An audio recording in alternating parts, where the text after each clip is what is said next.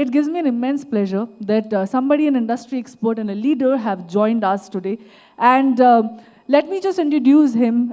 He has played a very, very instrumental role in implementation of biometric-based digital identity Aadhaar project in Maharashtra, Gujarat, Daman and Diu and Goa. He has also been a guiding force for designing the solutions, the convenient delivery of various services using Aadhaar portal.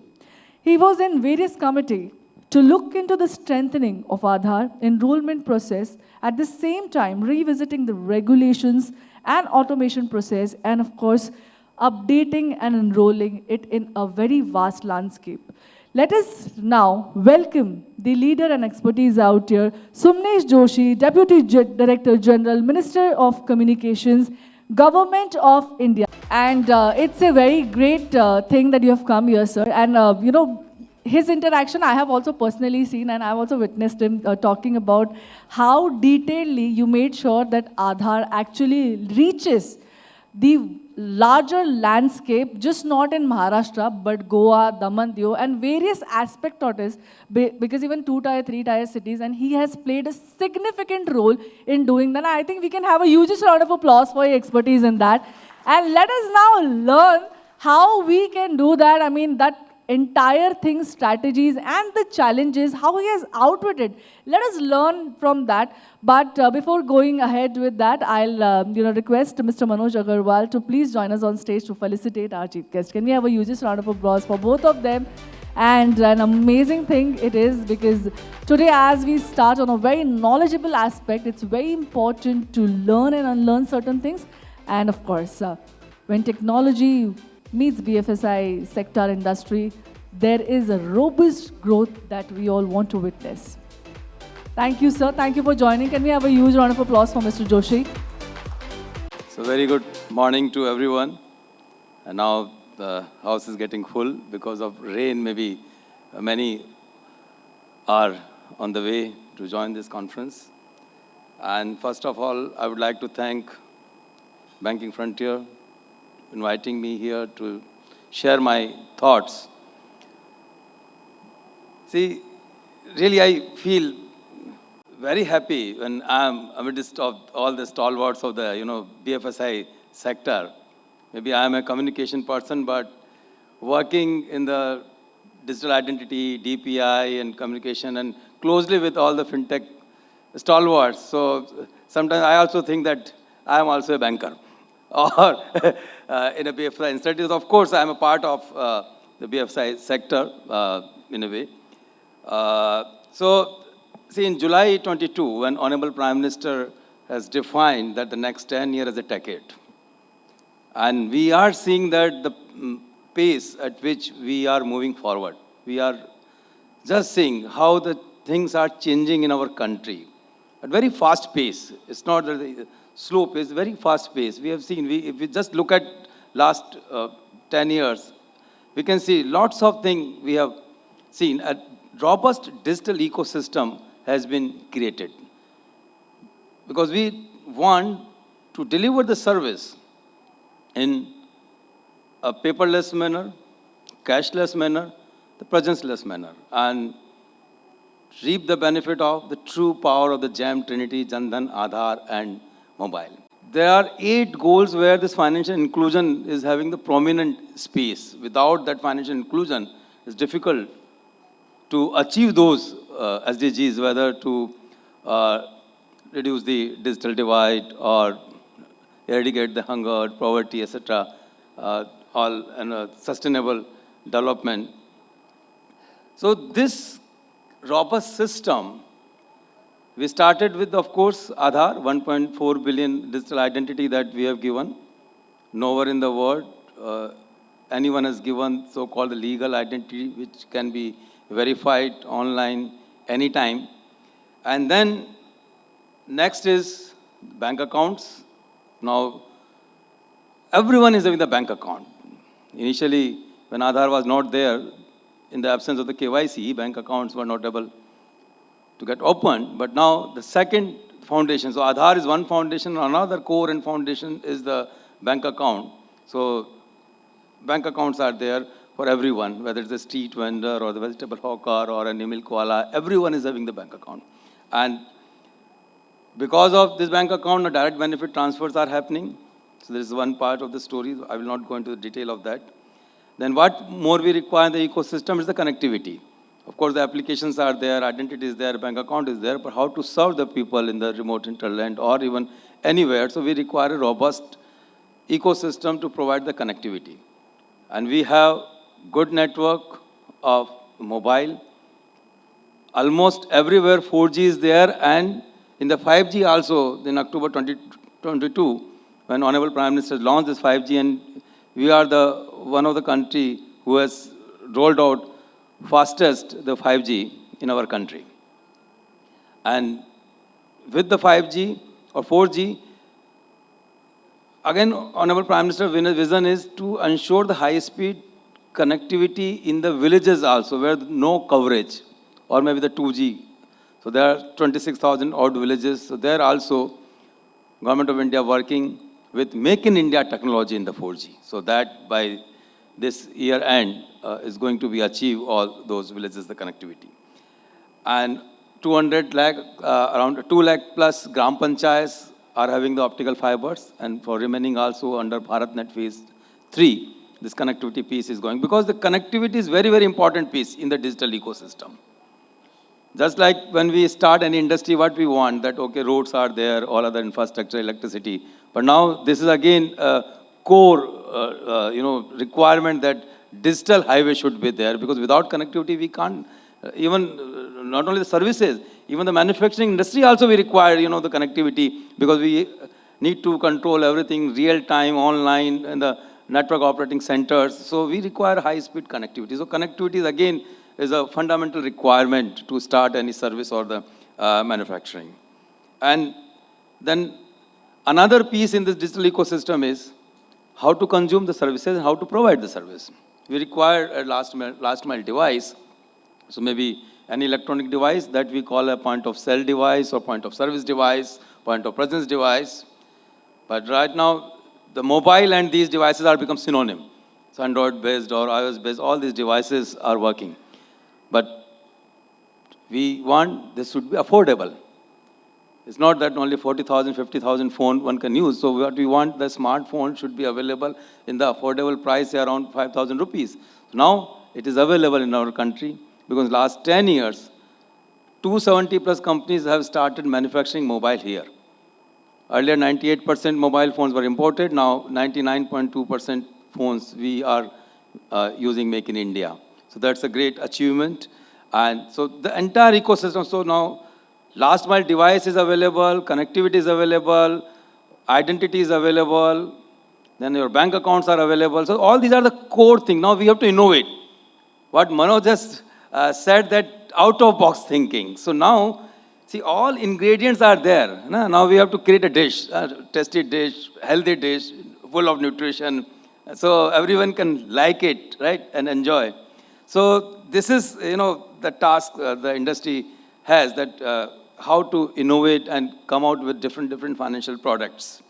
So, of course, the next session we will discuss, we are going to witness the discussion on the digital public good infrastructure. So that's again Aadhaar, then UPI, then account aggregator, and the Bhashni, the e-sign, DigiLockers, all these things that maybe how to integrate. So we will have more details when we will hear the eminent speakers on the DPI. Because DPI has shown, because it's to the world, in the G20 summit also we have showcased how DPI is working and delivering the services in a very seamless manner and a convenient manner.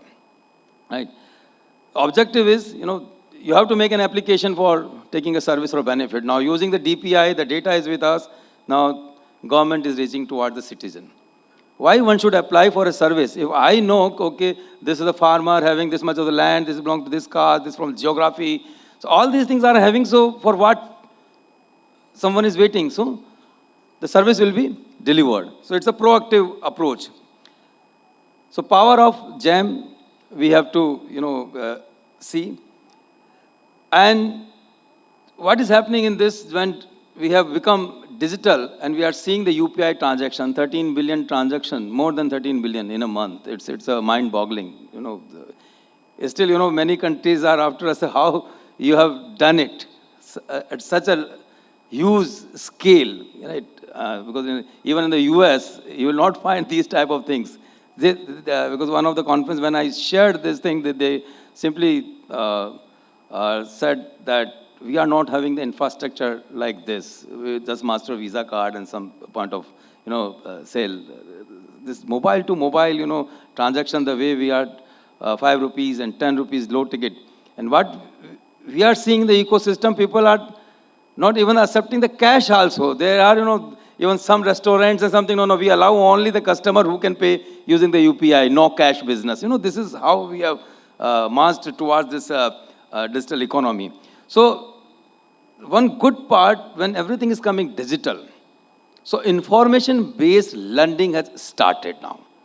Yes, of course, it has to go a long way, but now many startups and companies are using that data, the way they are transacting and the details are coming, okay, this person or the vegetable hawker, every day the revenue is and they are earning maybe 4,000 rupees or 5,000 rupees.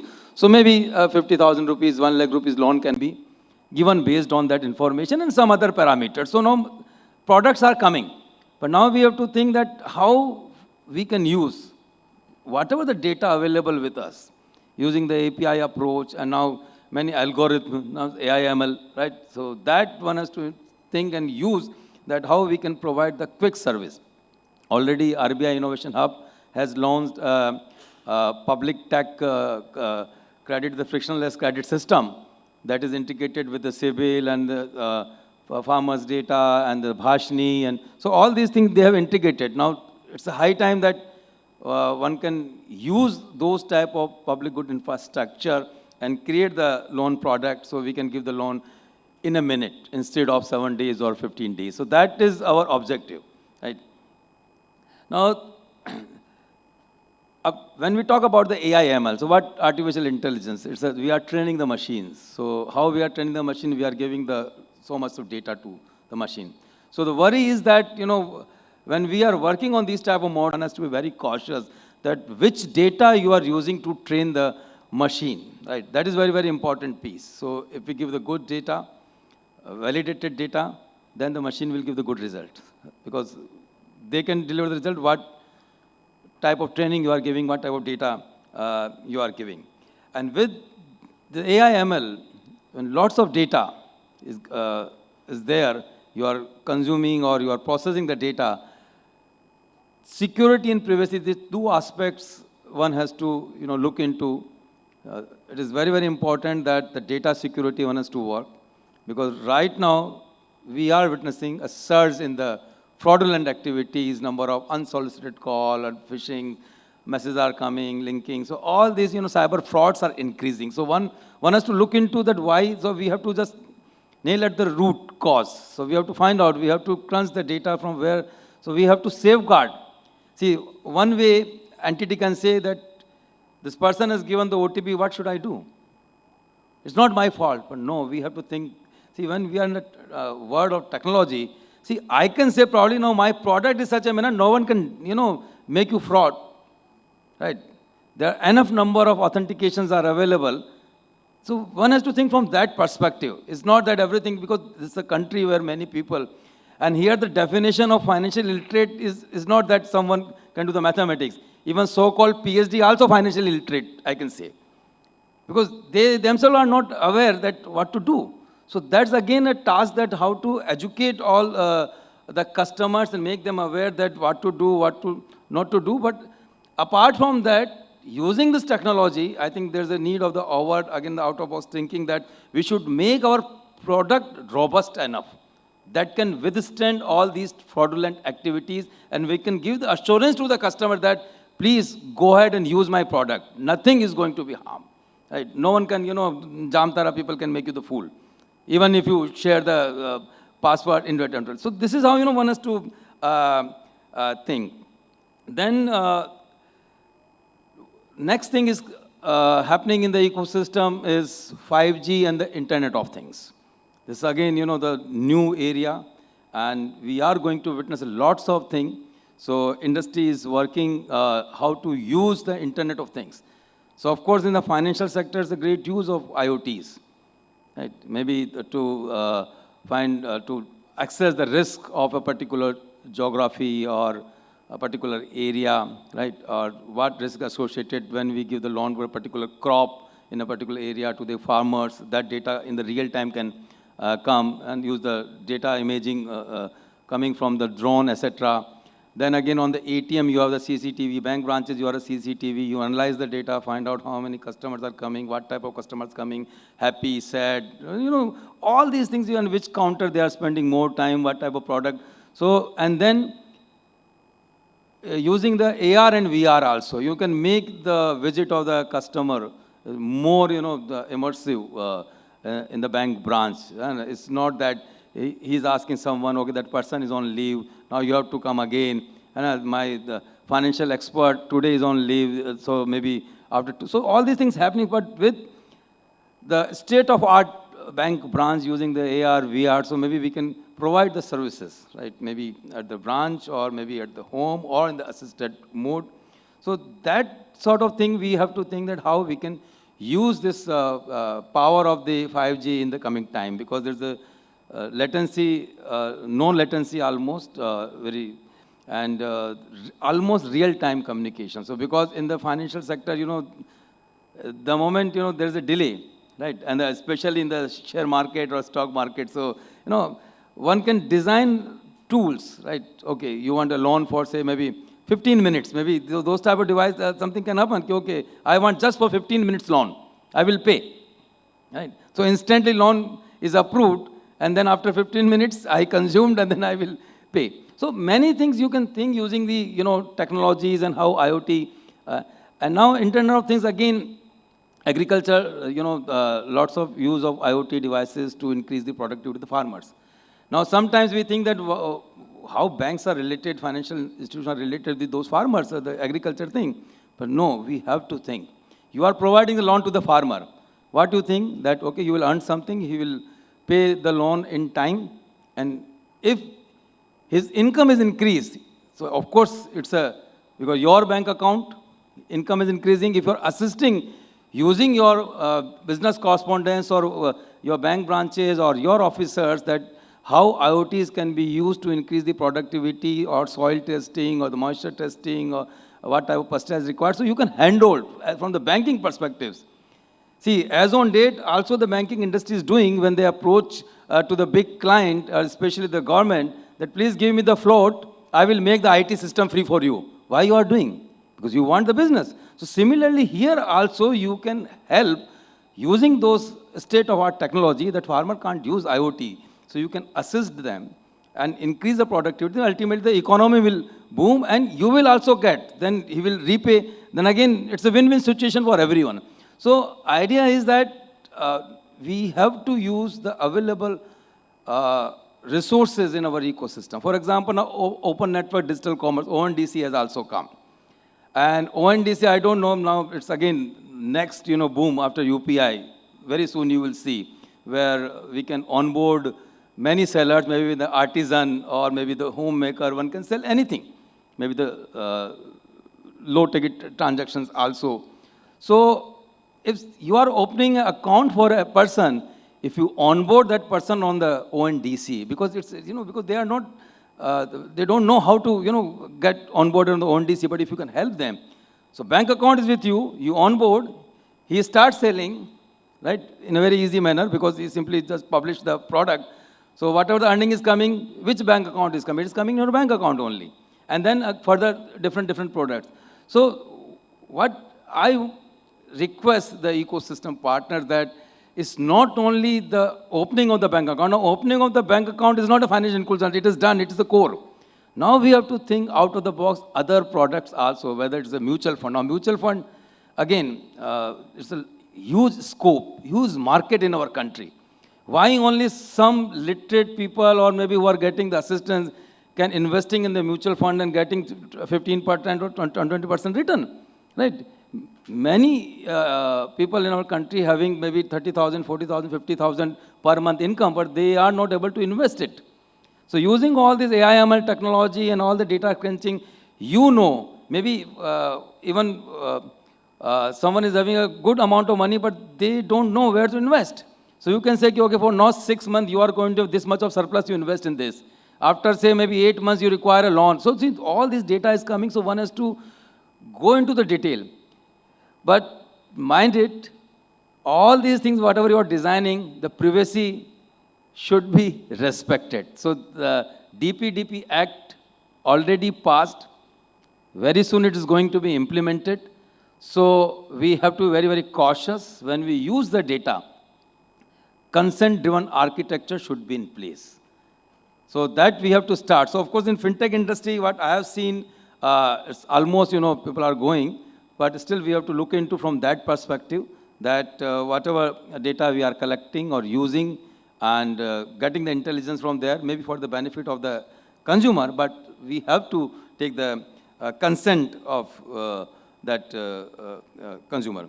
So, and then cyber fraud I have already touched. So, because there are many, incidents are happening. The data leak is really, really a cause of concern. So one has to look into, because data is getting leaked n number of places. We are just leaving our footprint. I ordered something, say for 500 rupees, trusted website, right? It is supposed to become in the 24 hours or 48 hours, but something is delivered immediately because data is leaked. I don't know what is there in the parcel. So I just think that yes, I have ordered, something has come, but somebody else has sent the same 700 rupees amount and there's some garbage, right? You are getting the messages that you are supposed to receive a parcel from the India Post. We attempted twice or thrice. You are not available. If you want to reschedule, please click it. And actually, you are expecting something. So, the other side is, it's a game. So we have to be proactively use all those tools and how we can curb all these things. So data should not get leaked. Because this is simple examples I have given, but in the banking industry, we have heard, sometimes data breaches, but that we have to put a almost, full stop, complete full stop on the data leakage, and have only minimum data in the system. So lastly, I would like to simply say that mobile is the last mile device we are using, and if mobile is lost, you are nowhere. Right? Because it's again an instrument from which you are doing lots of activities. So for that, Ministry of Communication has already launched a Sanchar Sarathi portal. You can complain about the lost mobile and get the mobile blocked immediately. And any fraudulent call, suspected call you are getting, any message you are getting, that also you can report. So with the feedback of your customers, so what I request from industry to educate on this to your customers, so data will come and further we can take some preventive steps. And training is, of course, is very important for the ecosystem partners or all the employees, etc. Right? So that is again one has to work. And lastly, the consumer is the king.